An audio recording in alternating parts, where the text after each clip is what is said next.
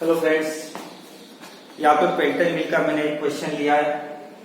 ठीक है, पहला क्वेश्चन हमने किया था लास्ट वीडियो में। ये जो नेक्स्ट क्वेश्चन है इसमें आप देखो, Pelton wheel has a head of 35 metres. तो इसका हेड जो दिया है 35 मीटर्स का हेड दिया है। ठीक है, तो अगर आपको हेड देते हैं तो डायरेक्टली आपको याद आना चाहिए कि मुझे V1 का फॉर्मूला है जो √2GH है। तो ये हमको वेलोसिटी देता है, जेट की वेलोसिटी, लेकिन नोजल में लॉसेस हो जाते हैं जिसकी वजह से यहाँ पे फैक्टर आ जाता है जिसको हम लोग कोएफिशिएंट ऑफ वेलोसिटी कहते हैं। तो ये अपनी वेलोसिटी आ जाएगी, वेलोसिटी ऑफ जेट। ठीक है, तो ये जो है √2GH, ये तो थ्योरेटिकल वेलोसिटी। जब वाटर ऊपर डैम में से नीचे आएगा तो नीचे आने के बाद उसकी वेलोसिटी बढ़ती जाती है। वेलोसिटी बढ़ने के बाद फाइनली नोजल तक जब वो आएगा तो उसकी वेलोसिटी होगी √2GH। लेकिन नोजल में कुछ लॉसेस होने की वजह से यहाँ पे हम लोग एक कोएफिशिएंट देते हैं जिसको बोलते हैं CV। ठीक है, अब इस क्वेश्चन में CV की वैल्यू दी नहीं है। जनरली CV की वैल्यू देते हैं आपको एग्जाम में, लेकिन CV की वैल्यू यहाँ पे मेंशन नहीं की है। तो इसलिए मुझे अज्यूम करना पड़ेगा कि CV की वैल्यू 0.98 है और मेरा जो भी अज्यूम्पशन है मुझे लिखना पड़ेगा। ठीक है, तो यहाँ पे मैं मेंशन कर देता हूँ CV की वैल्यू मैंने 0.98 ली है। ठीक है, अभी CV की वैल्यू में 0.98 लिख देता हूँ। G की वैल्यू है 9.81 और हेड है 35। ठीक है, तो यहाँ से मैं V1 कैलकुलेट कर देता हूँ। 2 × 9.81 × 35 हेड है तुम्हारा, रूट निकाल लिया, इंटू 0.98 कर देता हूं मैं, तो 25.68 ये आ जाता है तुम्हारा जेट की वेलोसिटी आ जाती है। ये वैल्यू यहाँ पे मैं एंटर कर देता हूं, 25.68 मीटर्स पर सेकेंड। तो जेट की वैल्यू मुझे मिल जाती है। अगर आपको याद है इनलेट ट्रायंगल, पेल्टन व्हील का जो इनलेट ट्रायंगल है, ठीक है,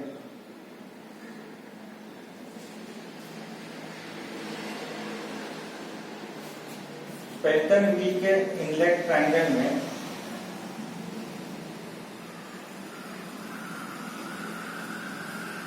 जेट की जो वेलोसिटी है V1 वो मैंने यहाँ पे दिखाई है, जेट की वेलोसिटी।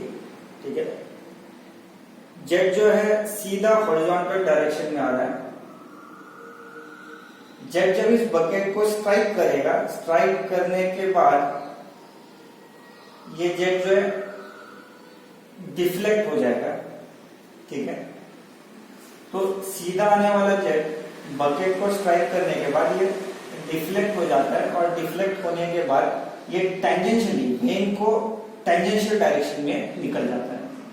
तो ये जो मैंने ड्रॉ किया ये टैंजेंट है टू द आउटलेट ब्लेड, मतलब ब्लेड के आउटलेट में मैंने यहाँ पे टैंजेंट निकाला है और इस टैंजेंट को मैंने एक्सटेंड कर दिया ऐसे। ठीक है, तो ओरिजिनली जो जेट था, जेट तुम्हारा ऐसे जा रहा था, इस डायरेक्शन में जेट, और ऐसे डायरेक्शन में जाने वाला जेट एकदम से टर्न हो गया आउटलेट पे।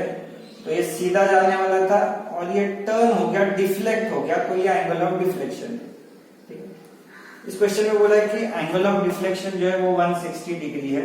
ठीक है, तो एंगल ऑफ डिफ्लेक्शन में 160 डिग्री सीखता हूं।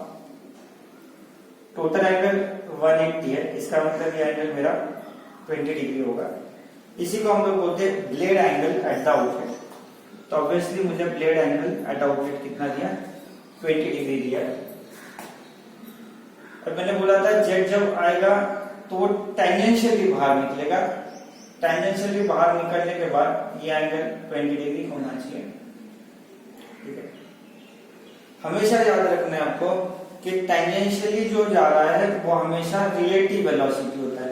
तो रिलेटिव वेलोसिटी कभी भी ब्लेड को टैंजेंट होगा। ठीक है, तो रिलेटिव वेलोसिटी ये ब्लेड को टैंजेंट रहेगा और इसीलिए इसको मैंने VR2 दिखाया और इसका एंगल जो है टैंजेंट का, इस टैंजेंट का एंगल में 20 डिग्री दिखा। ठीक है, अब मेरे पास क्वेश्चन के हिसाब से बकेट की स्पीड, मतलब u की वैल्यू भी मुझे दी है, u1 u2 ये कितना है 13 मीटर पर सेकेंड। बकेट की स्पीड मतलब बकेट की टांजेंशियल वेलोसिटी, वो तो आउटलेट और इनलेट में दोनों पे सेम होती है। तो यहाँ पे मान के चलो ये आपकी वेलोसिटी है 13 मीटर पर सेकेंड, ये बकेट की वेलोसिटी है, ठीक है। अब v1 और u1 ये दोनों को मैं माइनस कर देता हूं, मुझे रिलेटिव वेलोसिटी आ जाएगी। तो relative velocity v1 minus u1, ये दोनों का डिफरेंस है वो रिलेटिव वेलोसिटी 1 आ जाती है। v1 है 25.68, उसमें से u1 है 13, माइनस कर देता हूं 12.68 मीटर पर सेकेंड। तो वेलोसिटी रिलेटिव वेलोसिटी आ जाती है इनलेट साइड पे। लेकिन पेल्टन व्हील में इनलेट साइड की रिलेटिव वेलोसिटी और आउटलेट साइड की रिलेटिव वेलोसिटी, ये दोनों वेलोसिटीज हमेशा इक्वल होती है पेल्टन व्हील के केस में। तो पेल्टन व्हील में दोनों रिलेटिव वेलोसिटी इक्वल है, मतलब मुझे ये भी मिल जाती है 12.68। अभी देखो मैं एक एक करके आउटलेट ट्रायंगल के सारे वैल्यूज कैलकुलेट करता हूँ, ठीक है। इसकी तो एब्सोल्यूट वैल्यू मुझे पता है 25.68, इसकी मुझे वैल्यू पता है, इसकी भी मुझे आ चुकी है, मतलब इनलेट ट्रायंगल मेरा सॉल्व हो गया। अब मुझे आउटलेट ट्रायंगल सॉल्व करना है, ठीक है। अभी आउटलेट में दो टाइप के ट्रायंगल्स पॉसिबल है। जनरली जो ट्रायंगल होता है वो इस टाइप में होता है, इसमें ये एब्सोल्यूट वेलोसिटी है v, और फिर v2 जो है उसके दो कंपोनेंट्स आएंगे, एक हॉरिजॉन्टल और एक वर्टिकल। तो हॉरिजॉन्टल जो कंपोनेंट है उसका हम लोग जनरली वर्ल वेलोसिटी कहते हैं, और वर्टिकल जो इसका कंपोनेंट है इसको हम लोग फ्लो वेलोसिटी कहते हैं, ठीक है। तो जनरली आप देखोगे तो ये एब्सोल्यूट वेलोसिटी होगी, और ये जो एंगल है इस एंगल को हम लोग बीटा कहते हैं। जनरली ये ट्रायंगल होता है पेल्टन व्हील के लिए, लेकिन ये एंगल बीटा इस केस में मैंने 90 से लेस दिखाया हुआ है, यही होता है पेल्टन व्हील के केस में। लेकिन कभी कभी एंगल बीटा 90 से बड़ा भी हो सकता है, उस केस में ये ट्रायंगल थोड़ा सा चेंज हो जाता है, ठीक है। तो उस केस में जो आपकी एब्सोल्यूट वेलोसिटी है, एब्सोल्यूट वेलोसिटी आपकी ऐसे होगी, क्योंकि बीटा अभी आपका 90 से बड़ा हो चुका है, ऐसे भी हो सकता है, ठीक है। अगर हमको पक्का पता नहीं है कि एग्जैक्टली कौन सा ट्रायंगल हमको सिलेक्ट करना है, तो इसके लिए मैं आपको एक ट्रिक बता देता हूँ, ठीक है। तो ये ट्रिक जो है, इस ट्रिक के हिसाब से आप अगर जाओगे तो आपको पता चलेगा कि ट्रायंगल कौन से टाइप का निकालना है।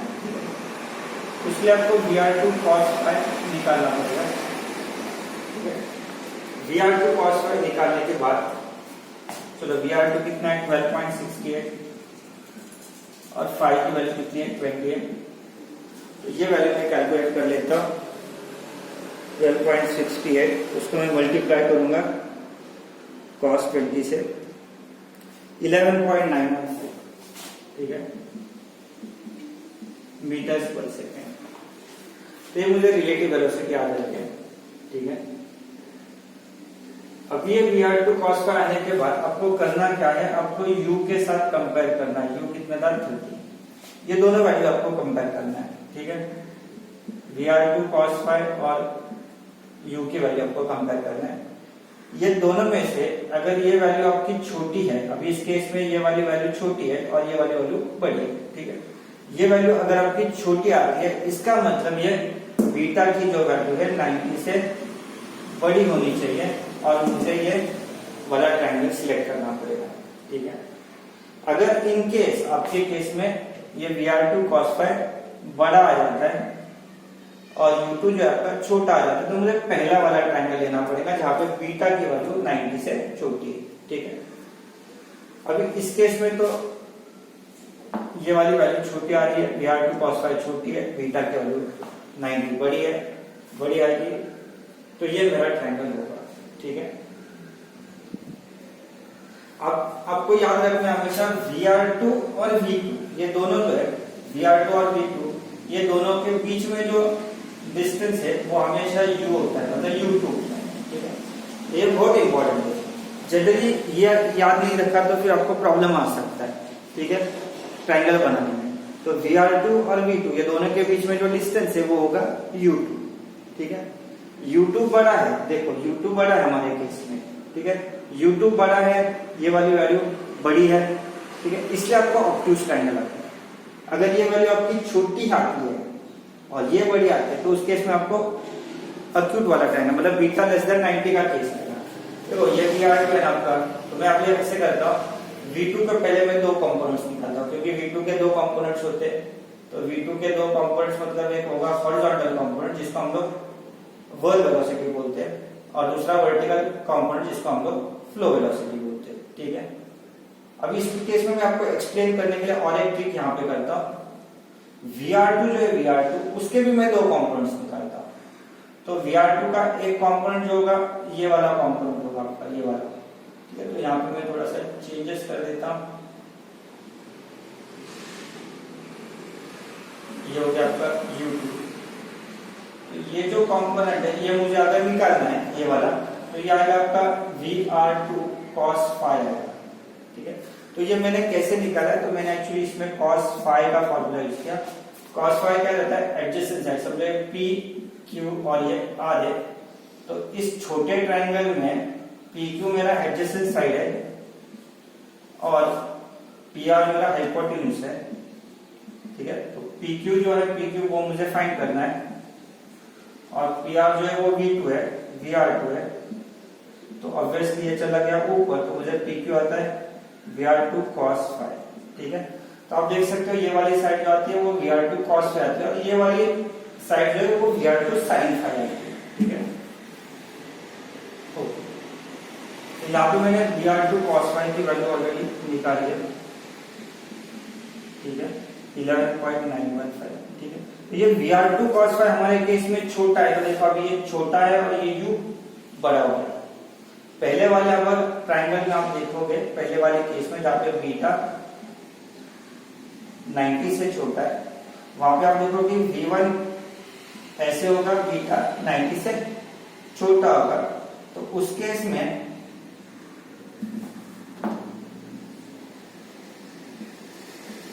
VR2 V2, मैंने बोला था VR2 और V2 ये दोनों के बीच में हमेशा U2 होता है, ठीक है। अब U2 छोटा होना चाहिए, और VR2 cos phi जो है, अब ये मैं ट्रायंगल लेता हूँ 90 डिग्री वाला, ठीक है। तो ये VR2 हो गया। तो ये ट्रायंगल में आप देखोगे ये बड़े वाला ट्रायंगल बन जाता है, और ये एंगल phi है, तो अभी VR2 cos phi बड़ा हो जाता है आपका, VR2 cos phi बड़ा हो जाता है, U2 आपका छोटा हो जाता है।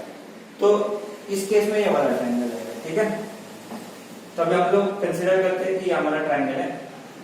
अब आप ये डायग्राम से देख सकते हो, समझे पॉइंट है S, तो PQ और QS ये दोनों मिला के मुझे क्या मिलेगा, तो PS मिलेगा। PQ कितना है, तो PQ है VR2 cos phi, और QS कितना है, वो तो VW2 वर्ल वेलोसिटी है। PS को तो PS बनेगा U2। VW2 मुझे निकालना है, ठीक है। तो आप डायरेक्टली ये फॉर्मूला याद भी रख सकते हैं, लेकिन याद रखना ये बीटा ग्रेटर है 90 के लिए। U2 की वैल्यू है 13, VR2 cos phi 11.915 हो गया, VW2 आ जाता है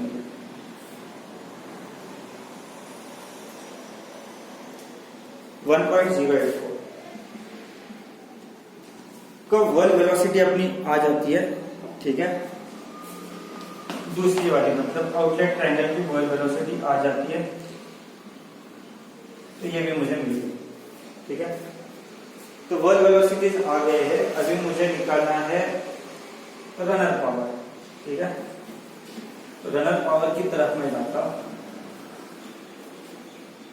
रनर पावर निकालने के लिए मेरे पास फॉर्मूला है रो इंटू क्यू VW1। अब यहाँ पे बीटा 90 से बड़ा है, मतलब आपको माइनस साइन लेना पड़ेगा, ठीक है। फिर VW2 आएगा, फिर आपको लेना पड़ेगा इंटू U।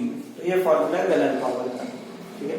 सिमिलरली अगर आप निकालते हो काइनेटिक एनर्जी, आता है मुझे निकालनी है काइनेटिक एनर्जी ऑब्जेक्ट, तो हम लोग निकालते हैं half m dot V1 square, ठीक है। m डॉट कौन है, तो m डॉट है रो इंटू क्यू और V1 स्क्वायर। अगर मुझे हाइड्रोलिक एफिशिएंसी निकालनी है तो मुझे दोनों का रेशो लेना पड़ेगा। रेशो लिया तो VW1 minus VW2 into you upon half rho Q V1 square.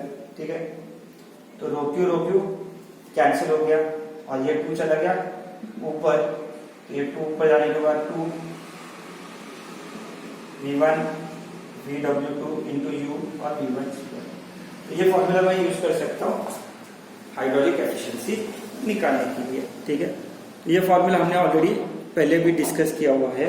ठीक है, हाइड्रोलिक एफिशिएंसी निकालने के लिए और भी एक फॉर्मूला को हम लोग यूज कर सकते हैं। ठीक है, अभी तो हमको रनर पावर बोला है, मैं कैलकुलेट करता हूँ। डेंसिटी है 1000, डिस्चार्ज जो है, डिस्चार्ज मुझे 40.5 किलो लीटर, अभी डिस्चार्ज जो है उसका यूनिट अलग दिया है। ठीक है, डिस्चार्ज आप देखोगे तो ये दिया है 40.5 किलो लीटर पर मिनट। यहाँ पे बोला है कि water under head of 35 metre at a rate of 40.5, तो वाटर का जो रेट ऑफ फ्लो दिया है वो 40.5 किलो लीटर पर मिनट है। तो लीटर पर मिनट मतलब डिस्चार्ज होता है। ठीक है, अभी किलो को लीटर में करता हूँ, मतलब किलो को मैं 10⁻³ से रिप्लेस कर देता हूँ। ठीक है, तो ये आएगा लीटर्स पर मिनट। अभी किलो की जगह मैंने 10⁻³ ले लिया, लेकिन लीटर में नहीं चलेगा, इसको मीटर क्यूब में करना है, तो इसको 10⁻³ लगा दो, मीटर क्यूब हो जाता है। और मिनट का मुझे सेकेंड्स करना है, तो डिवाइड बाय 60 कर दो, तो 40.5 डिवाइड बाय 60.675, तो डिस्चार्ज मुझे मिल जाता है 0.675 मीटर क्यूब पर सेकेंड। डिस्चार्ज की वैल्यू भी यहाँ पे पुट कर सकता हूँ। VW1 जो था, VW1 है मेरा, V1 और VW1 तो सेम होता है पेल्टन व्हील के केस में। बोला था V1 और VW1, पेल्टन व्हील के केस में इनलेट ट्रायंगल अगर आप देखोगे तो V1 और VW1 हमेशा इक्वल होता है। तो 25.68 माइनस साइन क्योंकि बीटा 90 से बड़ा है, देन VW2 1.084 और U की जो वैल्यू है वो 13 है। अब इसको मैं 1000 से डिवाइड करता हूँ और इसको 1000 से क्यों डिवाइड कर दो, किलोवाट में आंसर आपको मिलेगा। ठीक है,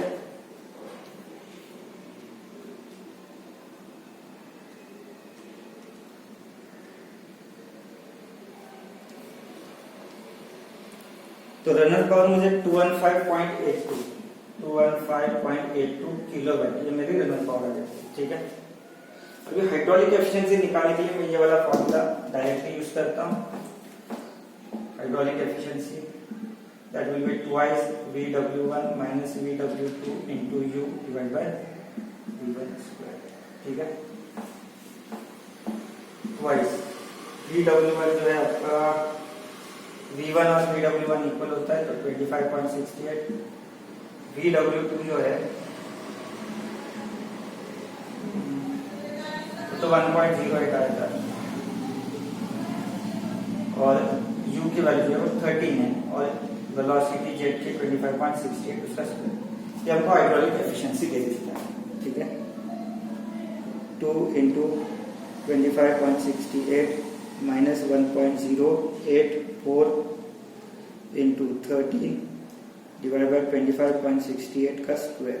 ठीक है, 0.9697 ये आपकी हाइड्रोलिक एफिशिएंसी आ जाती है। ठीक है, अभी यहाँ पे हमने वेलोसिटी V2 कैलकुलेट तो नहीं किया है, लेकिन हम लोग वेलोसिटी V2 कैलकुलेट कर सकते हैं अगर आपको चाहिए तो। ठीक है, तो वो भी कर लेते हैं इस ट्रायंगल पे, लेकिन पूछा नहीं है क्वेश्चन में, तो कुछ पूछा नहीं है। हम लोग ट्राई करके देखते हैं कि V2 कैसे निकाल सकते हैं। ठीक है, ओके, फर्स्ट थिंग है हमको VW2 मिल चुका है। ठीक है, तो VW2 ऑलरेडी आ गया था 1.084 मीटर्स पर सेकेंड। ठीक है, इसकी वैल्यू मुझे मिल गई है 1.084, मतलब मुझे इस ट्रायंगल में QS पता है। अब मुझे QR निकालना है, तो ऑब्वियसली QR जो है वो बनेगा VR2 sin phi, तो मुझे QR भी मिल जाता है VR2 sin phi से। VR2 कितना था हमारा, तो VR2 और VR1 इक्वल होता है 12.68, इसको मैं sin phi मतलब sin 20 से मल्टीप्लाई कर लेता हूँ। ठीक है, 12.68 को मल्टीप्लाई करना है साइन 20 से, तो आंसर आता है 4.3368। 4.3368 ये मेरा आंसर आ जाता है। ठीक है, तो मुझे ये वाली जो साइड है, ये वाली साइड भी आ जाती है। ठीक है, मतलब ये तुम्हारा एक्चुअली VF2 हो गया। ठीक है, ये VF2 भी मुझे पता है और VW। तो इस ट्रायंगल में राइट एंगल ट्रायंगल है। एक छोटा वाला ट्रायंगल अगर मैं ले लेता हूँ, छोटा वाला ट्रायंगल, तो इसमें ये और ये दो साइड्स है और ये हाइपोटेन्यूज है। तो कुछ हाइपोटेन्यूज निकालनी है, तो मैं पाइथागोरस थ्योरम यहाँ पे अप्लाई कर देता हूँ। ठीक है, और फिर मैं इसका स्क्वायर रूट ले लेता हूँ।